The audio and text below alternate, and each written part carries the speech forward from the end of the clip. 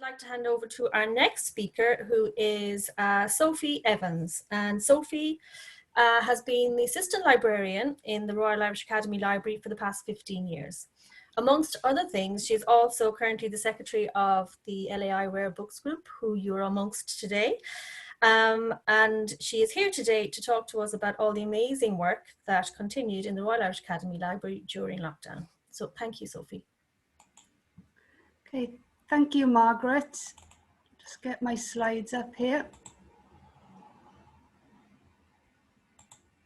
Can everyone see that now?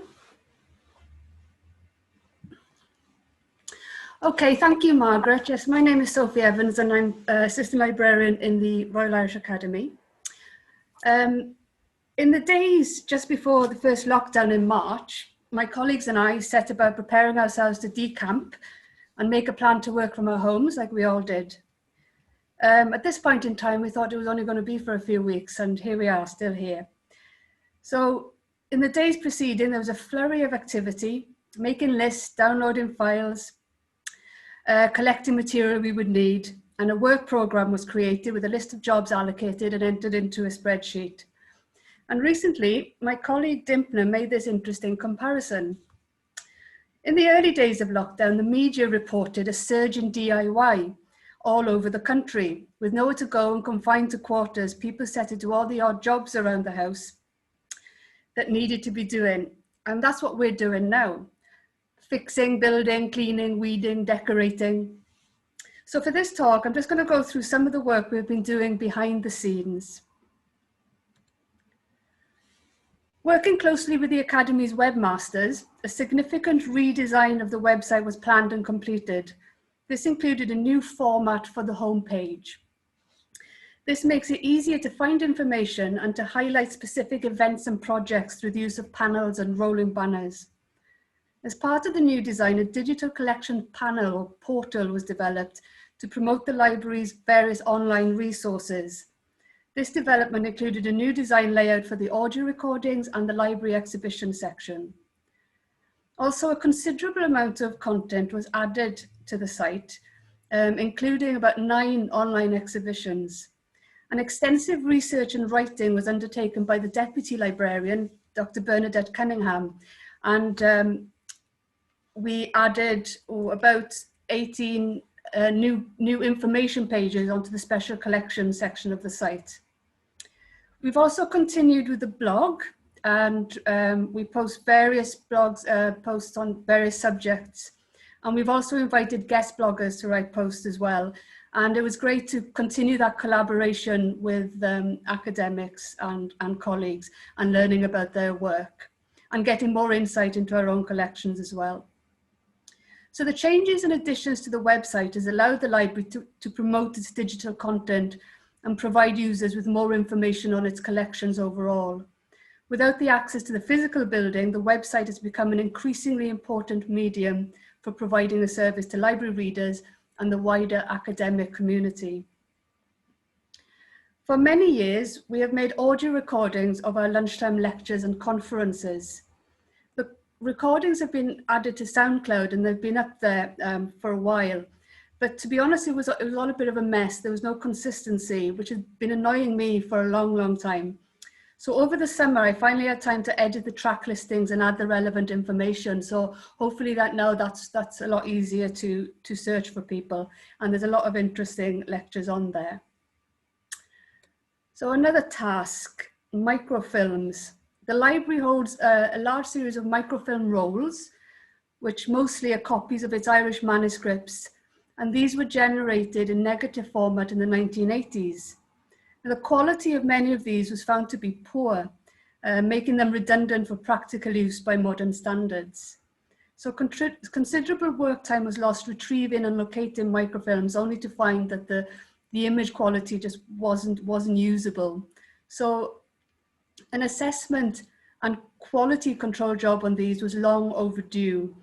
Luckily, one of my colleagues happened to have a microfilm reader in their house. Now, not many of us can say that. So my colleague Dave has diligently been scanning hundreds of rolls of microfilm over the last 9 months. This project is twofold: to assess what is usable and in the longer term, to assess what manuscripts need to be digitized as a priority.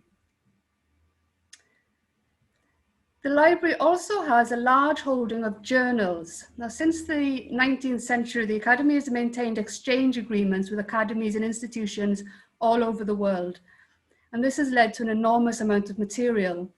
Many of these periodicals are now available online through open access. So my colleagues Constantine and Dimpner have been trawling through records for months, assessing these exchange periodicals to establish what is available online.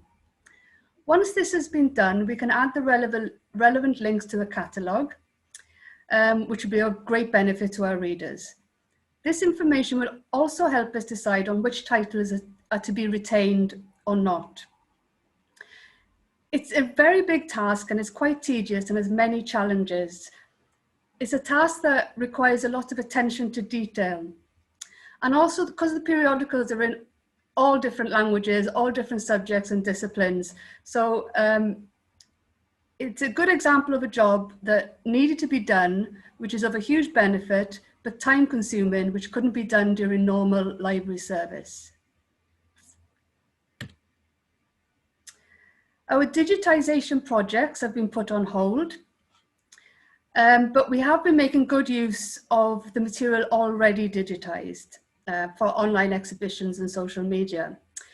Also, the library recently collaborated with the Watercolor World, which is an online resource of watercolor paintings from before 1900. This is a really exciting project to be a part of. It was launched in 2019 with 80,000 digitized watercolors from public collections, including the Rijksmuseum, the British Library, and the Metropolitan Museum of Art. So we're in good company. And our contribution so far has been a collection of 18th century watercolors by Dutch artist Gabriel Beranger. If you'd like to know more about this project, my colleague Antoinette Prout has written a great blog post called A Colourful Collaboration, which can be found on our website. The Beranger collection is also available on the Digital Repository of Ireland. Another lockdown job was editing the metadata for this collection, making sure the information was consistent and correct. And my colleague Antoinette is also working on ingesting more material into the DRI, including a collection of architectural 18th, 19th century architectural drawings of chimney pieces called the Dali collection. As well as this, throughout lockdown, we have continued to answer inquiries via email. And in fact, the number of inquiries we're getting through email is the same amount as we had in the previous year as well. So that hasn't changed. So that workload is still there. And I was surprised and pleased that we were able to help the vast majority of people who got in touch, even though we didn't have access to the physical materials.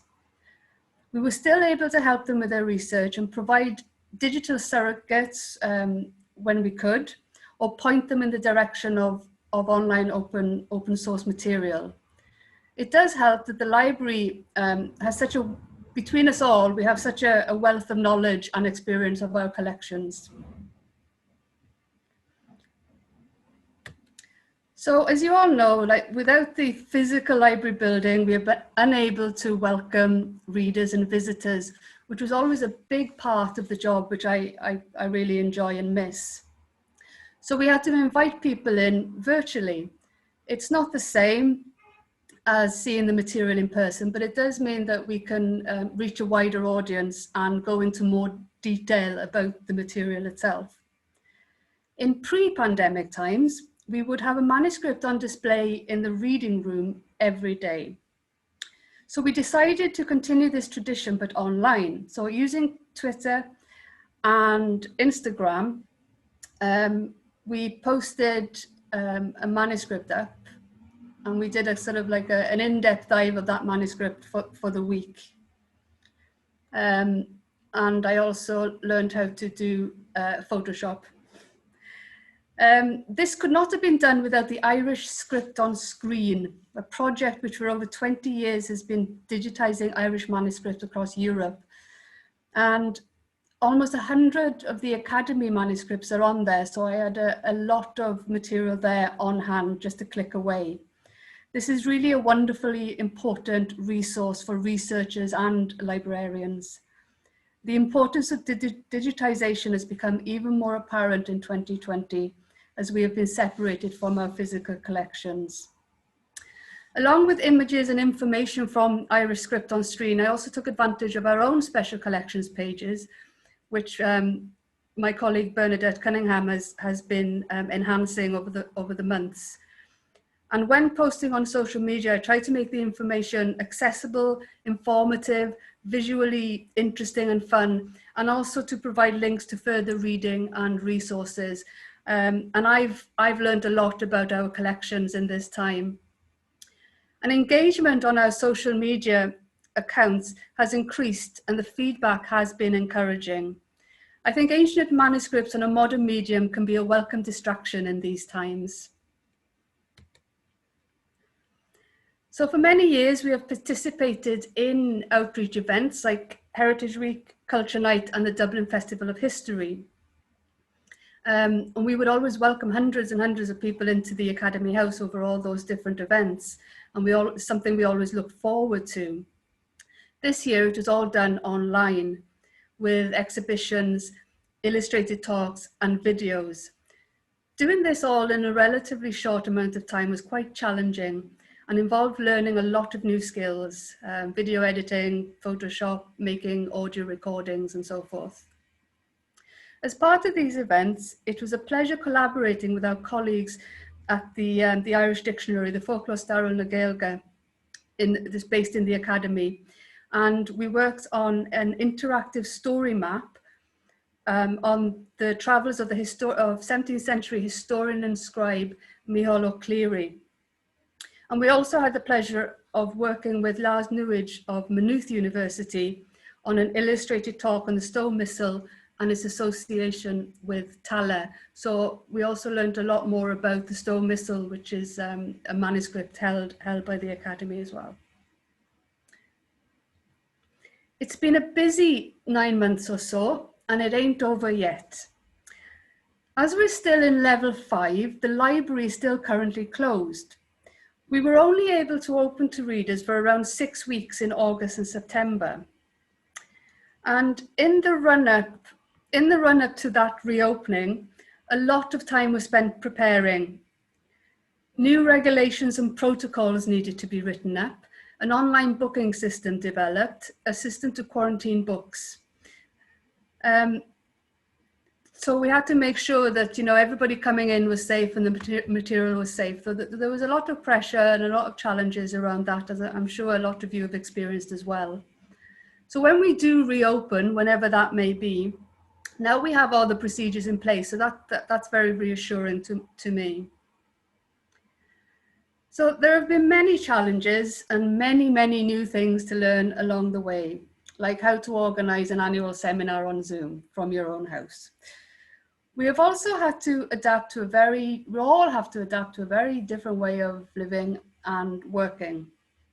In the midst of this upheaval with the pandemic, another big change the library had this year, we had a new librarian join us. The new librarian, Barbara McCormack, joined us in April, and I'm sure it's a tough role to take on under these circumstances.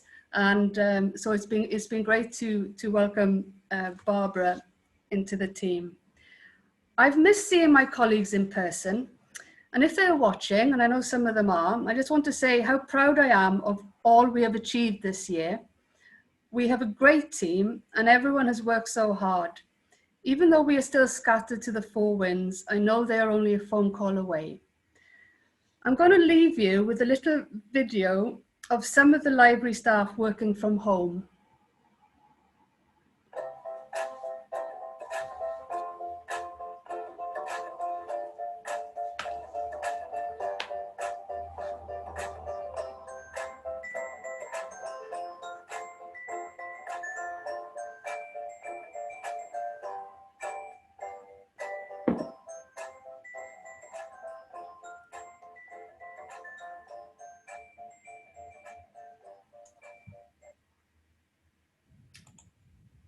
brilliant, Sophie. Thank you. Very much. Delighted to see one of your Lego animations there.